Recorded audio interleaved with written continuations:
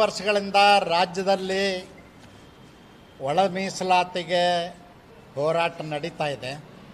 ಅದೇ ರೀತಿ ಜನಸಂಖ್ಯೆಗೆ ಅನುಗುಣವಾಗಿ SC ಮತ್ತು ST ಮೀಸಲಾತಿ ಹೆಚ್ಚಳ ಆಗಬೇಕು ಅಂತ ಹೋರಾಟ ನಡೀತಾ ಇದೆ.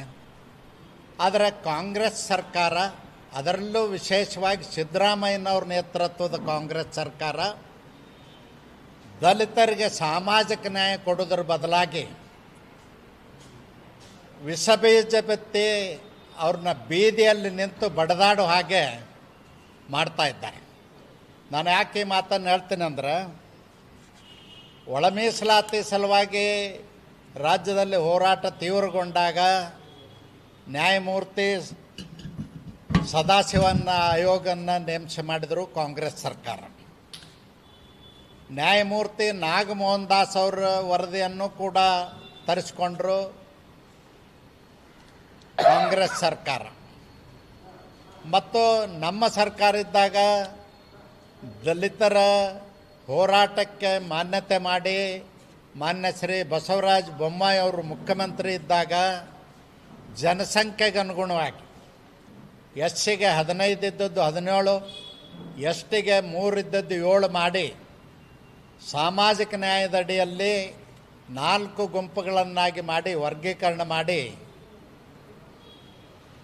ನಮ್ಮ ಕಾನೂನು ಮಂತ್ರಿಗಳಾಗಿರ್ತಕ್ಕಂಥ ಮಾಧುಸ್ವಾಮಿ ಅವ್ರ ನೇತೃತ್ವದಲ್ಲಿ ಸಂಪುಟದ ಉಪಸಮಿತಿ ಮಾಡಿ ವರದಿಯನ್ನು ತಗೊಂಡು ಕೇಂದ್ರಕ್ಕೆ ಶಿಫಾರಸು ಮಾಡಿದರು.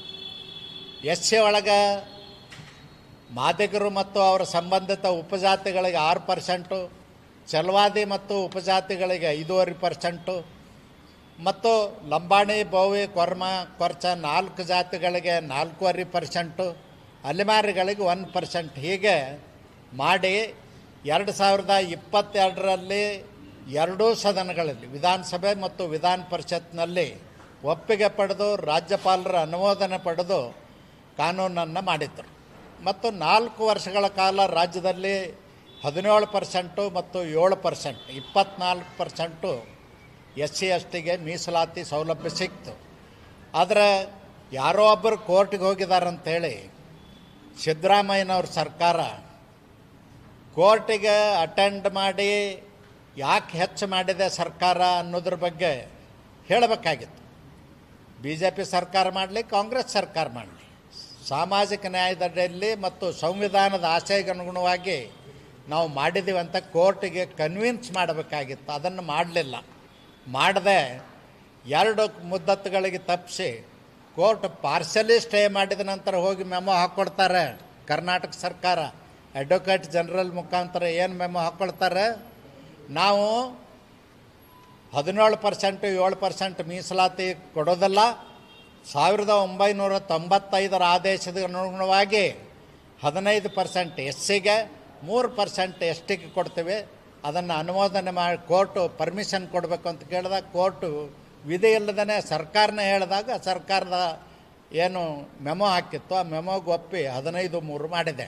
ಹೊರತು ಯಾವ ಕೋರ್ಟು ಕೂಡ 17%, 7% ಸ್ಟೇ ಮಾಡಿಲ್ಲ ಮತ್ತು ಯಾವ ಕೋರ್ಟು ಕೂಡ ಅಬ್ಜೆಕ್ಷನ್ ಮಾಡಿಲ್ಲ. ಇವರಾಗೆ ಬರೆದು ಕೊಟ್ಟು ಕಡಿಮೆ ಮಾಡಿ ದಲಿತರಿಗೆ ಅನ್ಯಾಯ ಮಾಡಿದ್ದಾರೆ ಸಿದ್ದರಾಮಯ್ಯನವರು. ಅದರ ಮೂಲಕ ಸಿದ್ದರಾಮಯ್ಯನವರು ಅಹಿಂದ ನಾಯಕರನ್ನುವಂಥ ಗೌರವವನ್ನು ಕಳ್ಕೊಂಡಿದ್ದಾರೆ. ಅಹಿಂದ ನಾಯಕರು ಅನಿಸ್ಕೊಳ್ಳಿಕ್ಕೆ ಅವ್ರ ಯೋಗ್ಯತೆಯೇ ಇಲ್ಲ.